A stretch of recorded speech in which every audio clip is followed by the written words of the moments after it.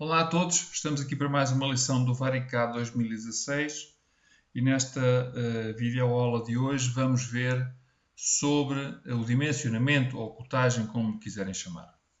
Eu vou criar aqui alguma geometria bastante simples para que possamos depois usar para aplicar alguns exemplos de cotas.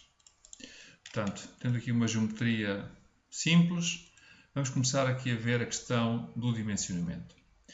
Podem ver aqui nesta barra de ferramentas inferior, tenho aqui toda uma série de comandos que resumem tudo o que eu posso fazer em termos de dimensionamento, mas eu vou recorrer ao menu Standard, onde estão estas funções, para que também possam perceber onde é que elas se situam no programa. Claro que depois, com a prática, é natural que possam vir aqui aos atalhos e possam usar estas funções aqui. Portanto, não tem nada de mal, como é óbvio.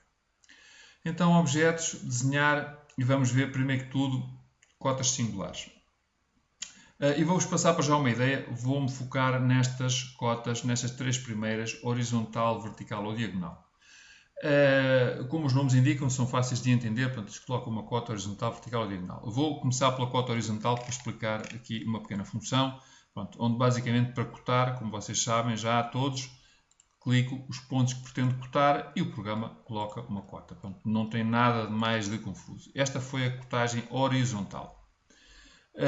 Poderia também fazer a mesma função, a cotagem vertical, agora para cotar este lado aqui.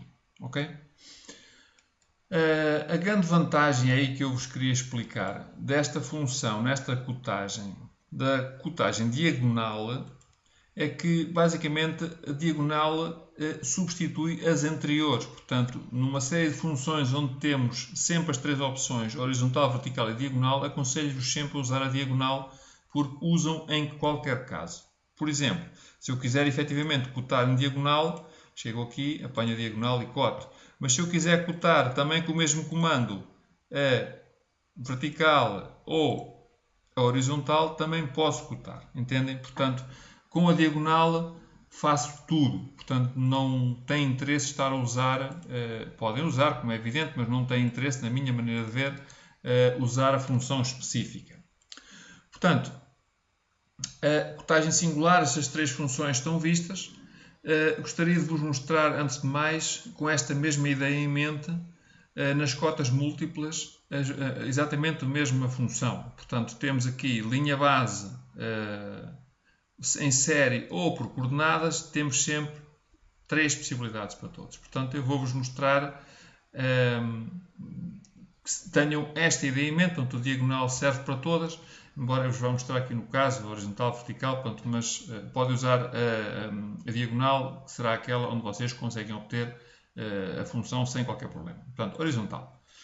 Portanto, horizontal, clicamos um ponto e clicamos um segundo ponto. Como podem ver, aplica uma cota. Neste momento, portanto, este foi o primeiro ponto, daí ter aqui uma pequena marca verde. Ele está à espera que eu lhe dê outro ponto para tomar em consideração esta como linha base e medir para estes novos pontos que eu vou dando. Portanto, esta é a cotagem linha base.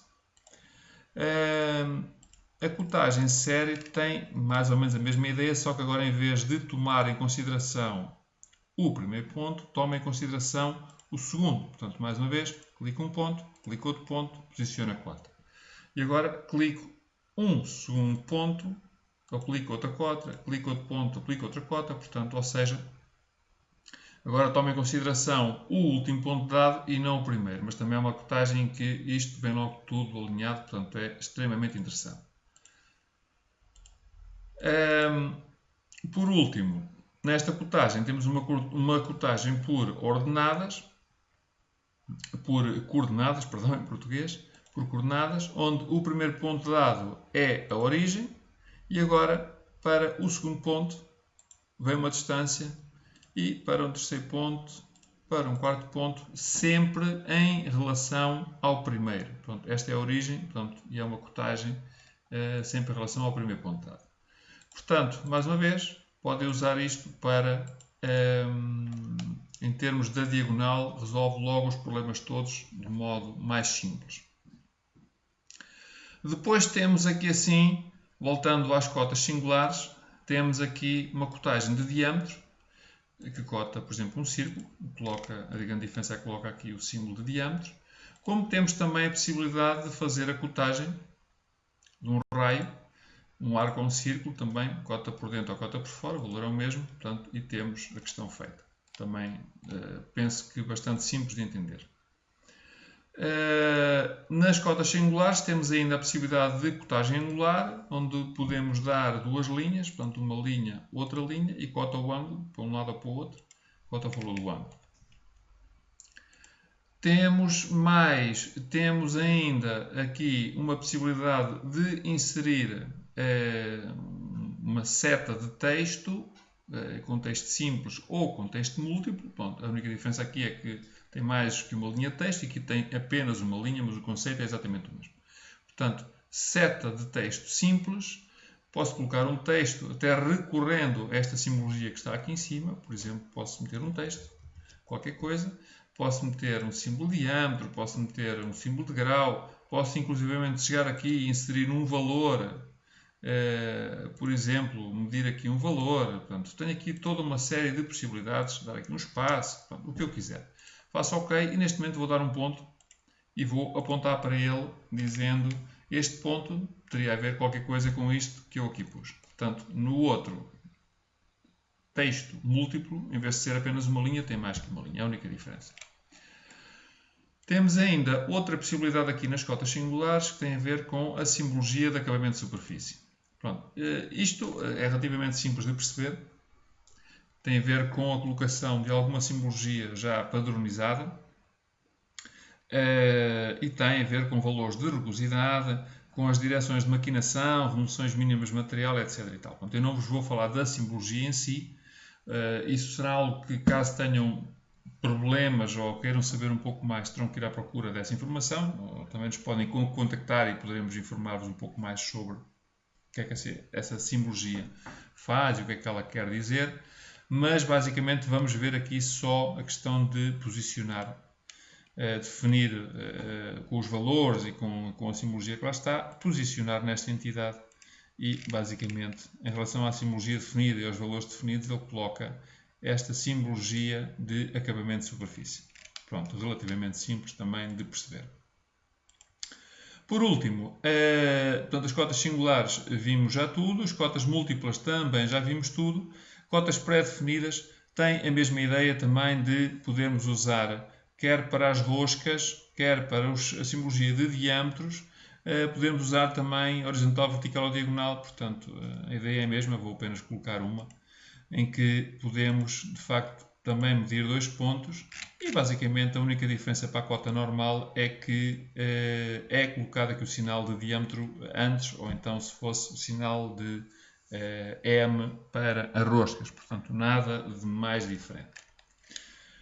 Agora, existem aqui ainda mais duas situações a ver. A primeira tem a ver com... Eu vou usar agora aqui uma cota qualquer aqui já do meu atalho. Portanto, vou definir uma cota qualquer que ela fosse. E, neste momento, antes de a posicionar, podem ver aqui na barra de ferramentas que surge, tenho aqui três funções ao fim que me interessam ver. Portanto, a primeira delas tem a ver com a possibilidade de, nesta caixa de diálogo, de poder alterar o texto que é mostrado na cota e, inclusivamente, poder, por exemplo, adicionar tolerâncias ou apenas superior ou apenas inferior ou em ambos, portanto, definindo o valor que eu quiser. Ok? E então, depois disto feito, portanto, coloco e faço a inserção. Tenho também a possibilidade, vou colocar outra cota, de poder fazer aqui algumas definições relativamente àquelas cotas múltiplas, portanto, série ou linha base, para fazer aqui assim, em termos de níveis e em termos de configuração, o modo como isso é mostrado. Portanto, não vou perder muito tempo com isto, não encaixa tanto aqui no que se pretende aqui nestas videoaulas. Portanto, vão ficar com esta ideia e caso exista também alguma pergunta mais específica que queiram fazer, podem nos contactar. Temos por último a questão da escala, e a escala por defeito é 1, mas se eu puser um valor de escala para 2, vão ver que aparece aqui o dobro do valor real medido. portanto, irá ficar assim enquanto eu deixar este valor lá. Portanto, eu vou colocar 1 outra vez, não quero lá este valor. Portanto, também é uma possibilidade muito interessante para algumas situações, nomeadamente quando estamos a fazer cotagem de detalhes.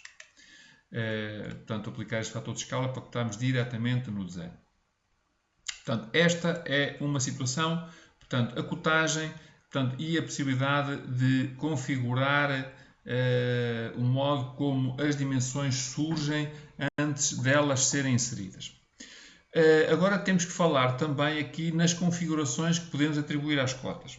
Portanto, já vimos aqui numa das lições anteriores os atributos das setas, portanto, para o comando seta em particular, mas existem também atributos deste género para aplicarmos às cotas propriamente. Então temos aqui uma função que diz atributos de cotas e temos aqui uma série de definições possíveis de atribuir às dimensões.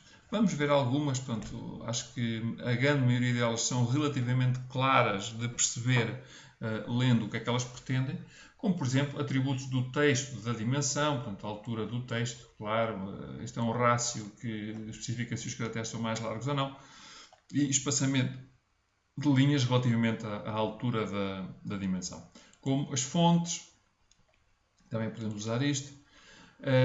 Aqui vindo para o formato do texto da cota, número de casas decimais, mais ou menos, também poderá ter interesse ou não. Para as frações também que há alguma definição.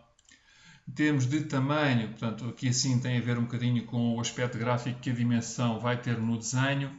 Portanto, as separações entre o texto e a linha de cota, distância entre dimensões paralelas, gaps que podemos ter, por exemplo, em relação aos pontos que estão efetivamente a ser cotados, as localizações das tolerâncias. Há toda uma série de opções diferentes que também podem experimentar à medida que forem agora usando estas dimensões no varicado.